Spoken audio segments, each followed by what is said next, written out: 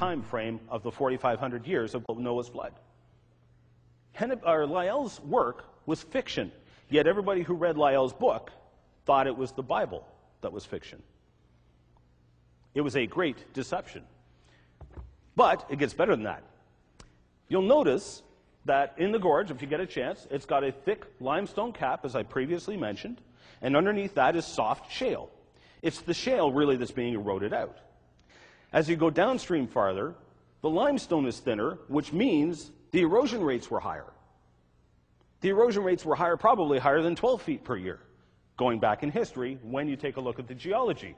Furthermore, when you get downstream, you'll notice the gorge comes down, it's quite wide, it takes a sharp turn, and if you take a walk along the gorge on the bottom, you'll notice the gorge is really narrow. You can almost throw a rock from Canada to the U.S. Extremely narrow, and then it takes a dog's leg right-hand turn at the whirlpool. What on earth is going on there?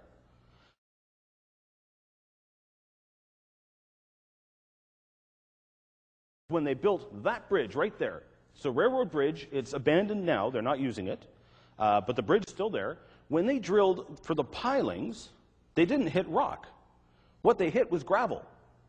It was a long way down before they finally hit rock. What they discovered later on, this is a previous gorge that was eroded through the Niagara Escarpment. It's called the St. David's Gorge. You can actually go there and study it yourself. So it isn't solid rock, it's just dirt and gravel.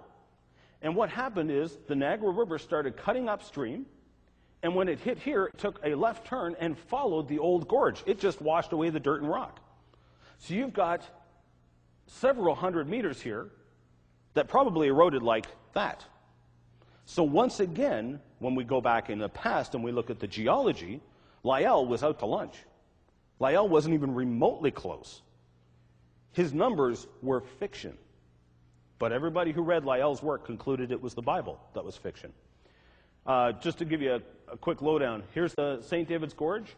Right now, there are major hydroelectric projects on the Canadian and U.S. side. The Canadian side is one I want to pay attention to because they ducted water around this way and cut across the St. David's Gorge. They actually had to build concrete flumes in order to keep the water contained. They had to, because the water would have just eroded all the dirt away, and they wouldn't have had the sluiceway for the water. You can actually see down here, that's where they hit limestone again. So they had to fill all this in with concrete in order not to lose their water into the old St. David's Gorge. So the geology disproves Lyell. There's the infill. You can imagine, look at how fast it's eroding now. You can imagine if you run the Niagara River through that. Okay, moving right along. This is another place that Charles Lyell visited. It's called the Temple of Serapis. When Lyell took a look at them, he noticed that about a third of the way up, you can actually see a line, and then above that, right up to there, are all these pits that were drilled into the marble pillars. Now what this was, these were actually made by a little clam, a bivalve, that actually bores into limestone and bores into rock. That's how it anchors itself. And so this is actually a whole pile of pits made by clams. Now Lyell is correct in his conclusion. His conclusion was that the land sunk. It sunk into the Black Sea for a time and then rose again. He's correct, and that line is where the dirt and the bottom of the sea was. So as it sunk, the pillars went underwater, some of the sediments covered part of the pillar, and the part that was exposed was actually eaten up by little clams, little bivalves. Now when Lyell saw this, he said, aha, this is perfect. Because remember, he is trying to discredit the flood. He's trying to come up with his own history. And so what he did is he looked at that, he said, oh, this is perfect. The land sunk. We don't need a global flood anymore. The land can sink, and you can have a local flood producing sedimentary layers, just like we saw up to the bottom of the pillar. So he just disqualified the history according to Moses, the global flood. He disqualified the global flood by saying the land locally sunk. I'll show you why that's wrong in just a minute, okay? But for the moment, he is correct. What happened in this area? A huge volcanic eruption happened, and as is common with volcanoes, the land sunk. You get all this magma that shifts around, and so the land sinks. The temple obviously sunk with it, and then the land rose again later on. He's correct. However, this cannot explain why we get layers around the world. First of all, did that take a long geologic time? No. It happened almost overnight. The volcano erupted, the land sunk fast. This doesn't back up the millions of years. This is an example of catastrophe. So I'm going to come back to that later on. Another place Charles Lyell visited, the Cliffs of Joggins in Nova Scotia. If you get the chance, you want to go there. It's an excellent place. There's a picture of the cliffs there. Those are about 80 feet high, roughly. It is some of the most fantastic geology and fossils I have ever seen on planet Earth. Just incredible. You can walk along 18,000 vertical feet of sediments.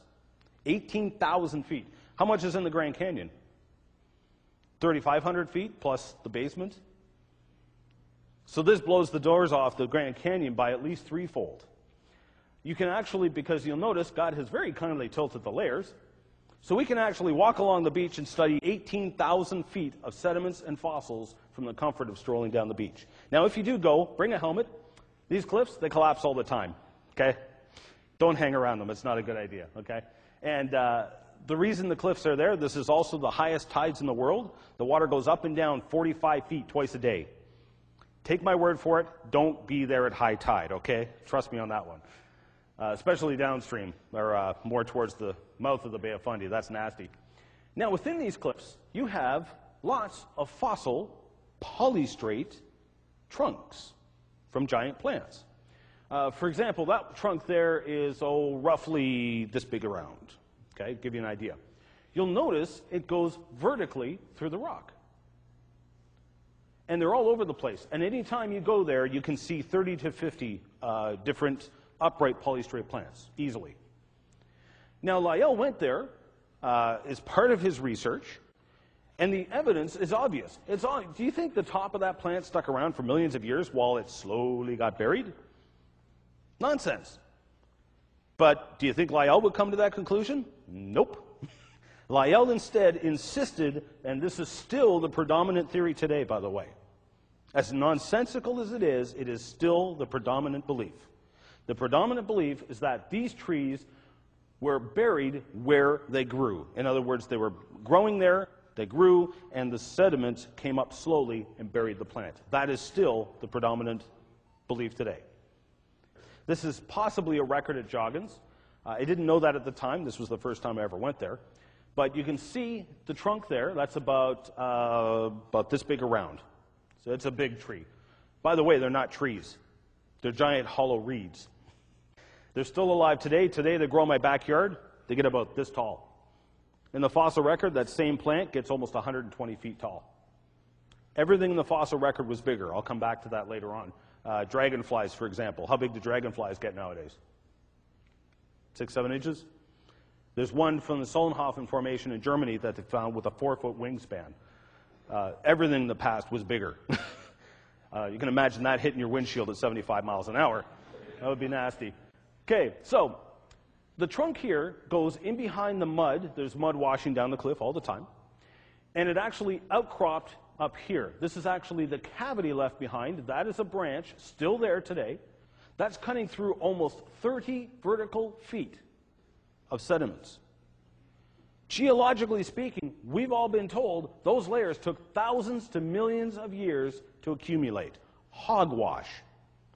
That plant is not going to stick around, complete with branches still around, for thousands. It's not even going to stick around for 10 years while it gets buried, let alone thousands or millions. It's nonsense.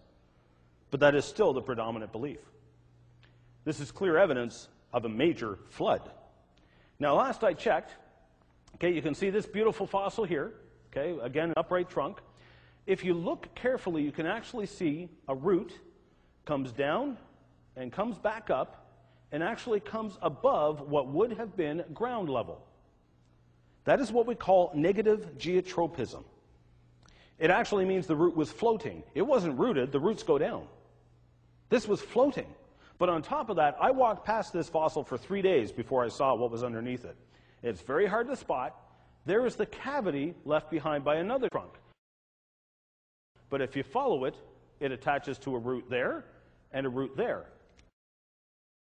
Here's a close-up of it. You can see the impression from the bark. It's fallen out of the cliff. There's the root. There's another root.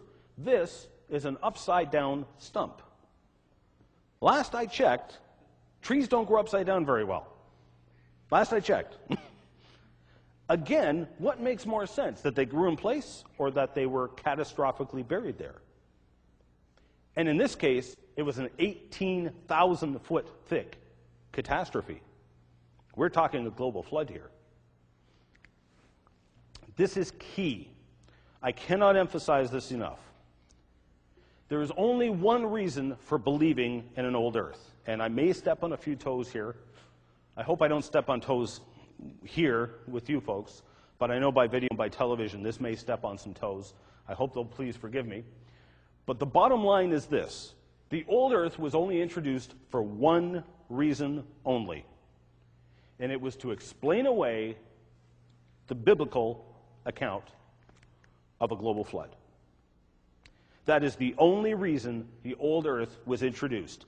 In effect, if you believe in an old earth, you are saying there has been no past global flood, and no past global flood, if you deny that, means you also deny the scriptures and their validity and authenticity. Ouch or amen. So that's the bottom line. Okay, I hope I don't step on too many toes. I'm going to come back to that because most people, especially Christians, there's a number of them, who believe in an old earth, who believe we may have even evolved and God used that. I'm going to show you over the next few days why that just doesn't stack up to the Bible and what the Bible says, and why there has been a global flood.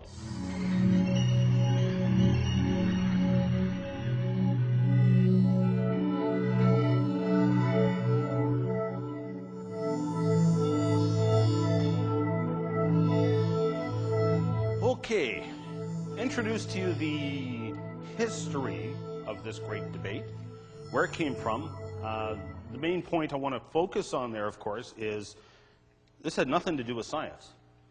This wasn't a bunch of geologists that sat around one day, sipping away at their beer, going, you know, I've been thinking, this evidence just doesn't line up with a global flood.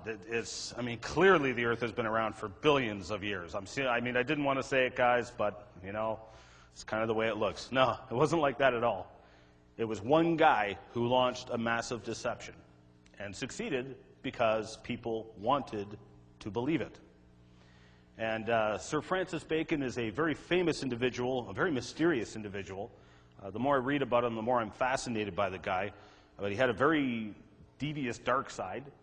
But he said something that if you go to my website, you can actually read it, because it was just such a profound statement. He said, people prefer to believe what they prefer to be true. And human nature prefers for there not to be an eternity, for there not to be a judgment, for there not to be an eternal consequences. Now, fine young lady, where'd she go? Asked me a question. Apparently she didn't come back yet. Okay. Oh, there you are. Okay. Asked about the differences, for instance, the variations within people. I missed this in my introduction. Don't know how I missed it. There is what we call microevolution and macroevolution. I don't like the term, but microevolution, as an example, take a look at dogs. And we'll show you this later on. Put a wiener dog, a French poodle, a Great Dane, and a wolf beside each other. That is the amazing variation you can get from one species. And the whole term species has become a very vague misnomer. It just doesn't even exist. There really is no definition for species, which is why creationists often use the term kind, because they're each a kind of dog. You follow me there? We have no problem with microevolution, but dogs did not turn into apes or whatever. That's macroevolution. A lizard evolving a wing would be macroevolution. Okay, so that's the difference. Macroevolution is a major change in a step between one life form to another. So I just thought I'd clarify that real quickly. I'll get into that more often, or more later on. Now, we talked about the idea of the old earth, where it came from, what it led to. And so what I want to step into next is the question, has there been a global flood? This is key, because all of the evidence Lyell talked about is thrown out the window if there has been a global flood. He worked overtime. He spent his whole life trying to discredit the idea of a global flood. I'm now going to disqualify everything he did in less than an hour. You can time me on this, okay? The evidence for a global flood is absolutely overwhelming. But first we need to ask ourselves the question, what would we be looking for? First we need to ask the question, what would we be looking for if there had been a global flood? That's a key question. How many people have heard of the idea, it was promoted by National Geographic and Discover TV. Oh, okay, Dr. Floyd has. The Black Sea flood. And that Noah's flood wasn't really a global flood. It was just the Black Sea went over its shorelines. How many have heard of that? Okay, a grand total of 6. Okay. Well, at least someone was watching Discovery Channel. Anyway, let's lay that nonsense to rest right now. Why on earth would anybody suggest this? Think about this for a second. Who is going to build a 450-foot-long ship, take 120 years to build it, collect 2 of every animal when all he had to do was go to the nearest mountain? It makes absolutely no sense, unless you don't want to believe the scriptures and the scriptural account, which says it was a global flood. The Black Sea flood is absolute nonsense.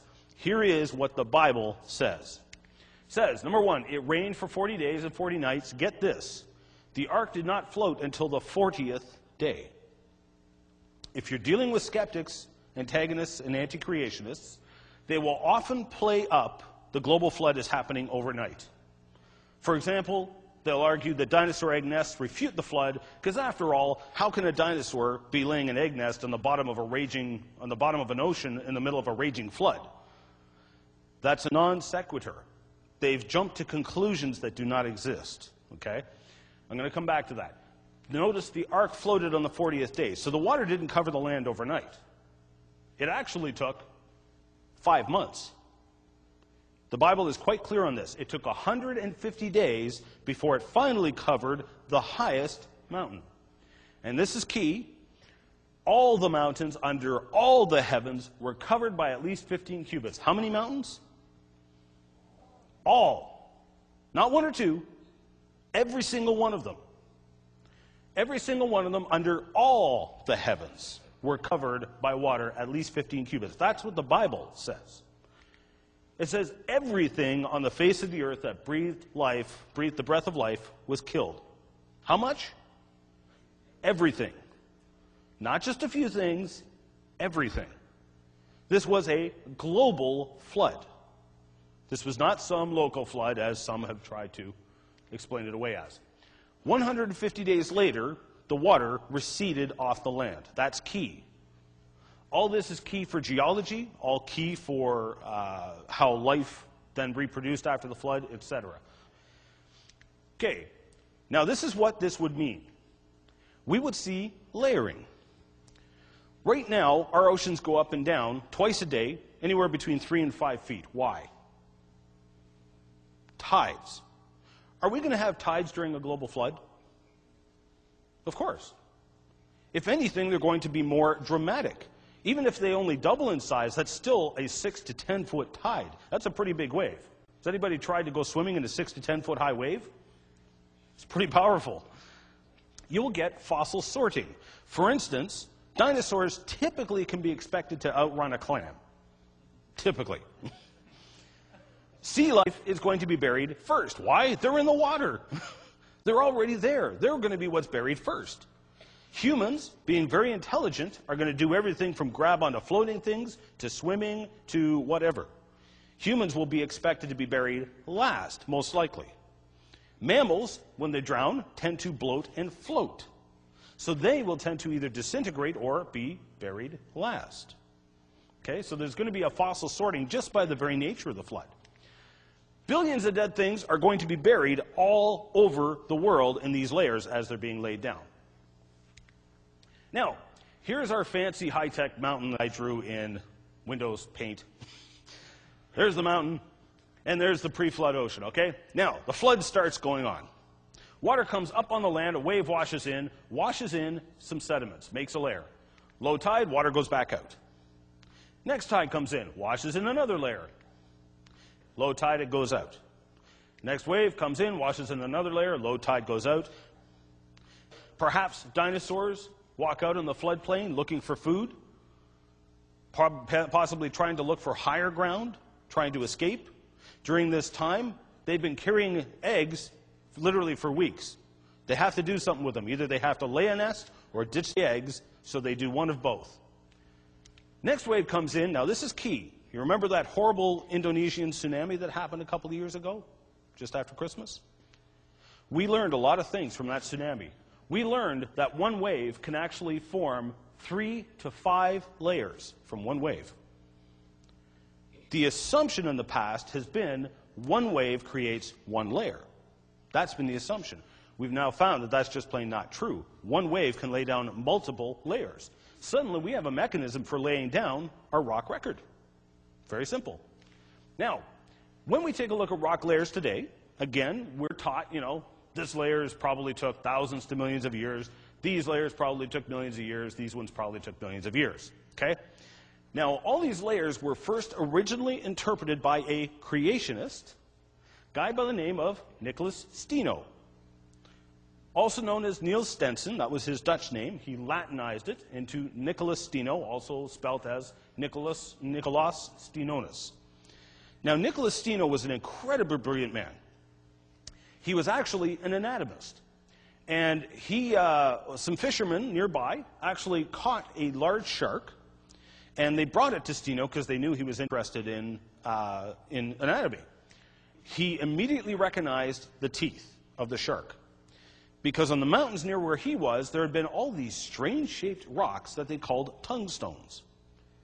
He immediately recognized the teeth of the sharks and said, "These are fossil teeth. What are they doing up in the mountains?" Well, the conclusion was obvious. Noah's flood. He had no problems with that. However, later on, through a rather bizarre conversion to Catholicism, after that, his views changed. And sadly, he actually died. They actually made him a bishop because he was such a smart and well-known man. And he was so impressed by the Catholics, basically, what's the word I'm looking for, where they punish themselves, penance and whatnot. He would fast repeatedly and actually killed himself as a result of this. He was very young when he died, incredibly brilliant man, but sadly wound up killing himself. Now, the 4 principles of stratigraphy, or strata, the study of rock layers, were developed by Nicholas Steno, and they're still held today. The original principle of superposition. In other words, the lower layers were laid first, and as you go up, these layers were laid last, as you go up in the layers. The principle of original horizontality. All the layers, no matter how they are today, whether they're buckled, folded, tilted, were originally horizontal when they were laid down. The principle of lateral continuity. Because they were horizontal and produced by water, those layers continue until they met something like a mountain or a hill, in which case they only encroached up to it, and so the layer will continue as far as it can until it reaches higher ground.